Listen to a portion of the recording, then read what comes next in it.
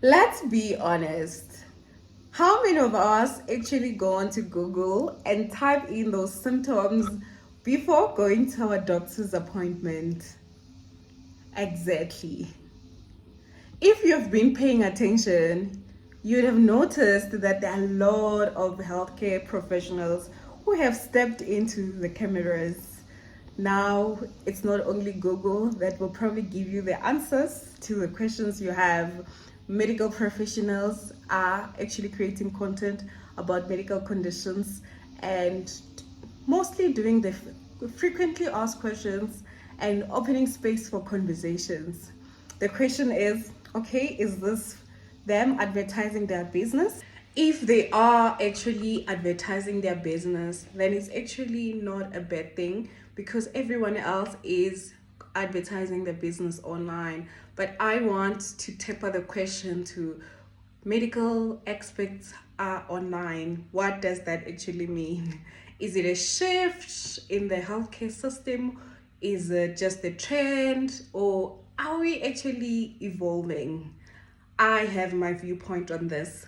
My name is Dr. Nshali. I'm an OBGYN in training and I'm a women health advocate. I run an online platform called Epifem Health where I share evidence-based medicine and also create space for women to have conversations about women health conditions.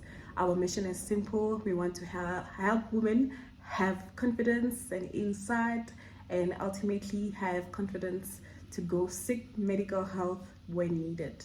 I think this video is mainly meant for health professionals, but I know that any other person will probably watch the video and most likely will agree with me.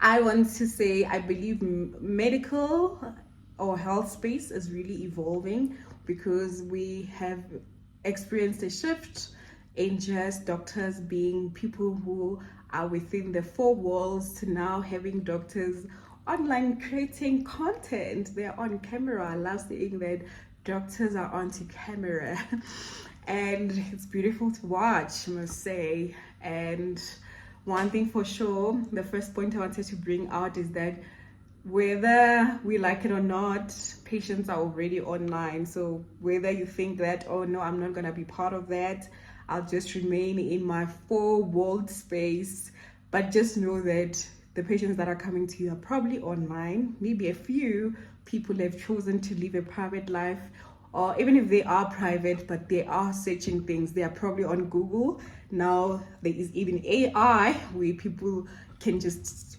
put in those symptoms and it will give them a breakdown of everything. So whether we like it or not, patients are online.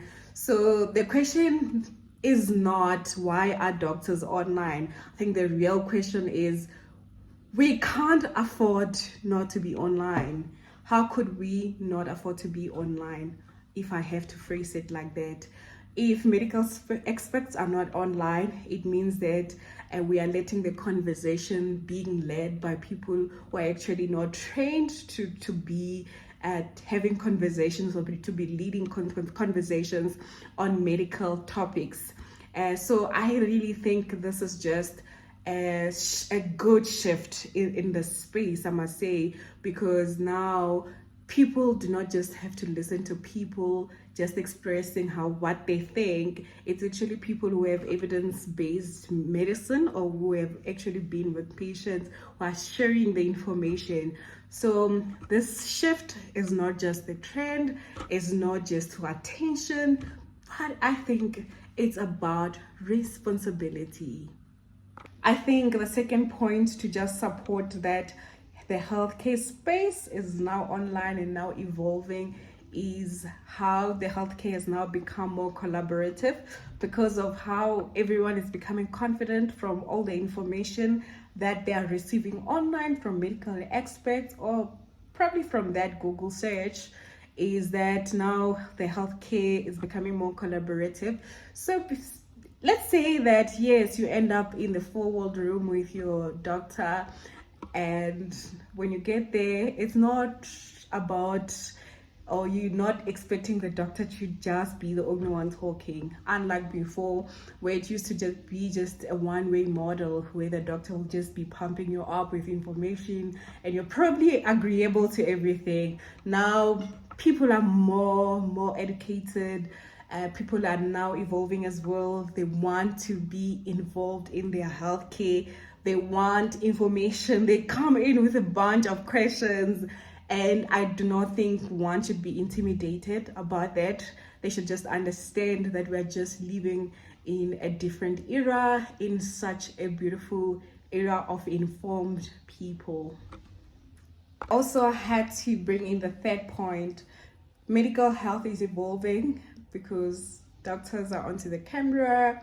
It's a good thing, like we have mentioned, that this is a new era, and I think it has quite helped in terms of breaking the stigma. I said that I'm in women health, and women health for a very longest time was made to be a silent matter, and having people like us speak about things that were previously not meant to be spoken about in public, it's just changing the whole trajectory in the space of women health.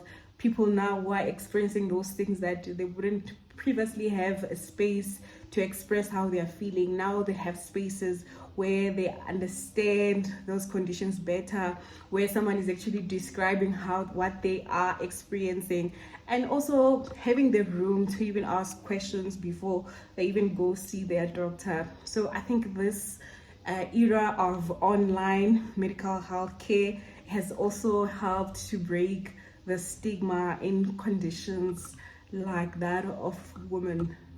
Well, I must say that with visibility actually comes responsibility. So as much as we are seeing this shift and we know that it's a good thing, it does come with responsibility. Also, if you choose to be online, you must also expect bad feedback from the bad comments. Your video can go viral and come on, most people can come in and just try to bash you, say mean things, so it might not always land as you could have wanted it to. So it comes in with responsibility. And also we must also remember that when we do put our things online, they can travel faster. Like I said, the trend can go very, very big. The influence then becomes very louder, and your message can actually impact thousands if it's really landing well. So medicine online must remain otherwise evidence-based. So you must always make sure that what you say is backed up medically. You must just check that you are speaking evidence-based things. And also in terms of ethical standards, it must be ethical things, and you must be clear about your limitations. And I think we always just put in the disclaimer that it is still your responsibility to go and be fully examined.